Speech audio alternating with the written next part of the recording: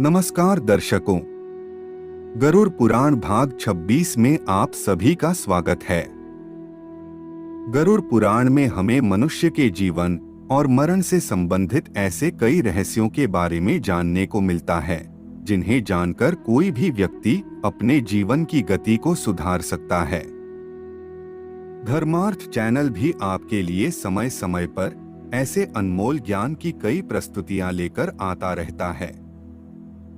आज हम जानेंगे कि मृत्यु के बाद कितने दिनों तक मृतक की आत्मा घर में ही रहती है, और अगर आपने भी अपने घर में किसी की उपस्थिति का आभास किया हो तो संभव है कि यह आपकी कोई कल्पना नहीं बल्कि सत्य हो। इस संदर्भ में हमारे गरुड़ पुराण में क्या बताया गया है, यह हम आज की प्रस्तुति में जानेंगे। प्रस्तुति आरंभ करने से पूर्व हम आपको एक आवश्यक सूचना देना चाहते हैं कि धर्मार्थ चैनल को दिन प्रतिदिन मिलने वाले प्रेम से हमारा मनोबल और भी बढ़ता जा रहा है। इसलिए हमने आपके लिए एक और नवीन चैनल धर्मार्थ इंग्लिश का शुभागमन किया है। आप वहां जाकर इंग्लिश भाषा में भरपूर ज्ञान अर्जित कर सकते हैं। कृपया वीडियो को अंत तक देखें और चैनल को सब्सक्राइब करना ना भूलें। अधिक समय न लेते हुए आरंभ करते हैं।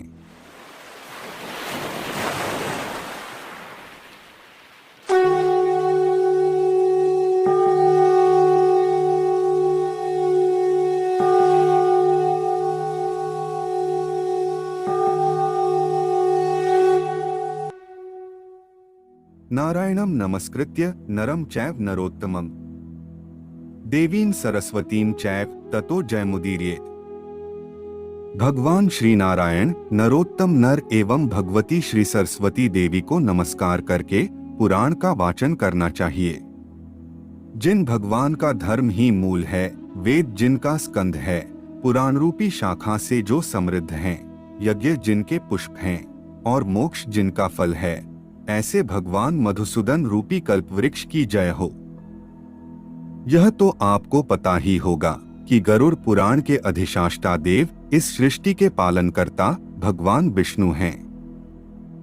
इसके अंतर्गत सनातन धर्म में मृत्यु के बाद सद्गति किस प्रकार मिलती है और मृत्यु के बाद क्या क्या होता है, ऐसे ही कई रहस्यों को समझाया गया है। गरुड़ पुराण में स्पष्ट रूप से वर्णन मिलता है कि मृत्यु के बाद आत्मा को लेने आए यमदूत केवल 24 घंटों के लिए ही उस आत्मा को अपने साथ लेकर जाते हैं, और इन 24 घंटों में आत्मा को उसके संपूर्ण जीवन का लेखा जोखा दिखाया जाता है, जिसमें ये गणना होती है कि उस जीवात्मा ने अपने जीवन में कितने पाप व पुण्य किए हैं।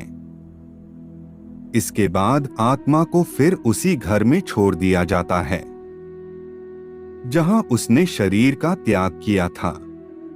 अब 13 दिन तक यह आत्मा यहीं रहती है और 13 दिन के बाद यह पुनः यमलोक ले जाई जाती है।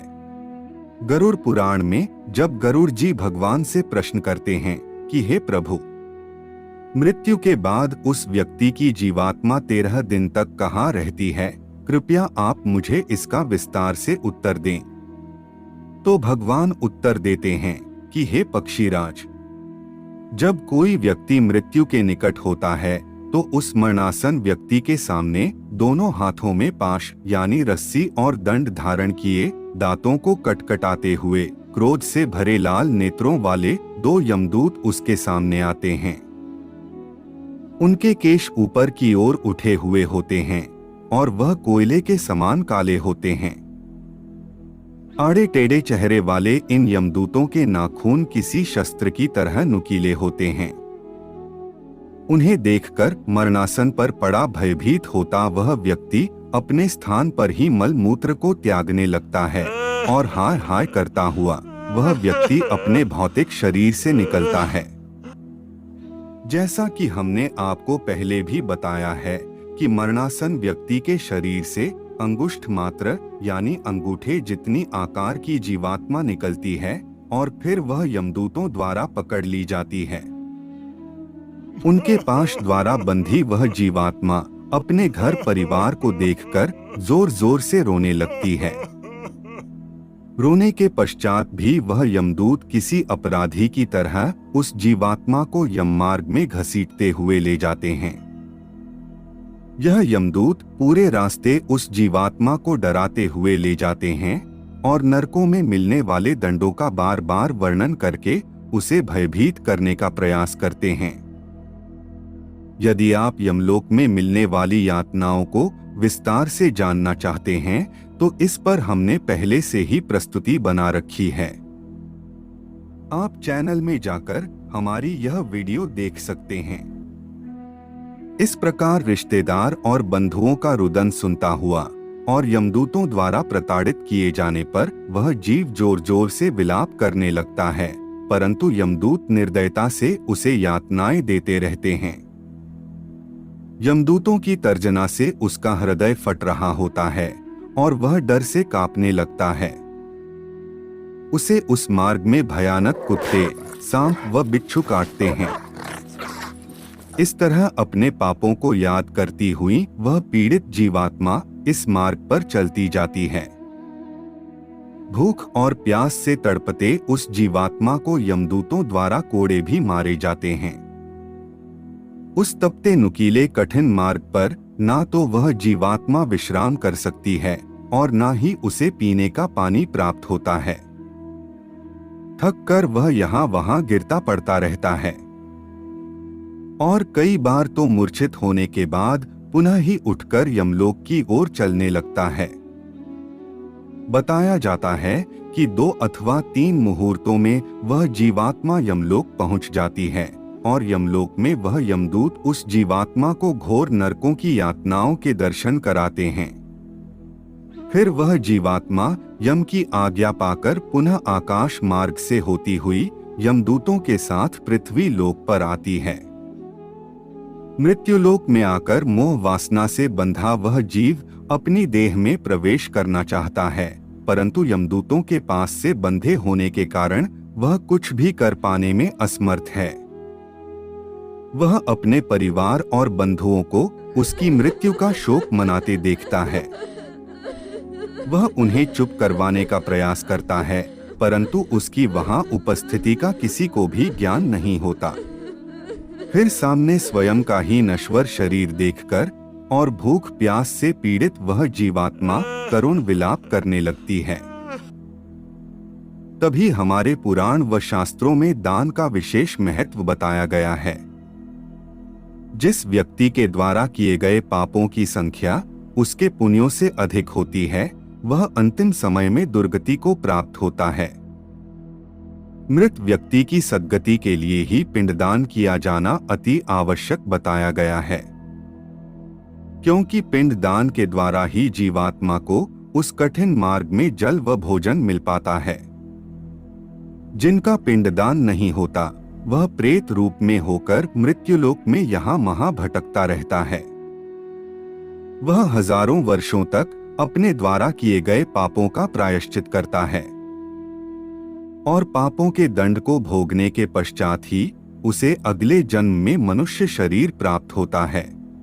इसलिए पिंडदान की महत्ता को समझते हुए पुत्र को 10 दिनों तक प्रतिदिन पिंडदान करना चाहिए।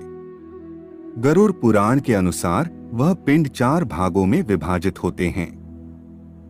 उनमें से 2 भाग प्रेत की देह की पुष्टि के लिए होते हैं, तीसरा भाग यमदूतों को प्राप्त होता है और चौथा भाग प्रेत को ही आहार के रूप में मिलता है। 9वें दिन के पिंड को प्राप्त करके उस प्रेत का शरीर बनता है और 10वें दिन उसे बल की प्राप्ति होती है। मृत व्यक्ति का शरीर जल जाने के बाद उसे 1 हाथ लंबा शरीर प्रदान होता है, जिसके द्वारा वह जीवात्मा यमलोक के मार्ग में अपने शुभ अशुभ कर्मों के फल को भोगता है। 10 दिन तक जीवात्मा का शरीर बनने के पश्चात फिर वह जीवात्मा 11वें और 12वें दिन भोजन करती हैं और 13वें दिन यमदूतों द्वारा बंदर की तरह बंधा हुआ वह प्राणी अकेला ही यमलोक के मार्ग पर निकल पड़ता है। उस जीवात्मा की यह यात्रा 86,000 योजन की है, जिसमें से वह प्रेत प्रतिदिन 247 योजन चलता है। मार्ग में आए 16 नगरों को पार करके वह पापी व्यक्ति धर्मराज के समक्ष खड़ा किया जाता है। यही यात्रा आपकी भी रहेगी और हमारी भी। इसलिए कुछ भी बुरा कार्य करने से पहले हमें उसके परिणाम के बारे में कई बार सोचना चाहिए और परमपिता परमेश्वर का चिंतन करना चाहिए। आज की हमारी वीडियो में इतना ही। अगर आपको हमारी यह वीडियो अच्छी लगी हो तो लाइक करें। आपके मन में कोई प्रश्न है तो कमेंट करें और चैनल को सब्सक्राइब करना न भूलें। मिलते हैं एक और ज्ञानवर्धक वीडियो के साथ। तब तक के लिए जय जय श्री राम।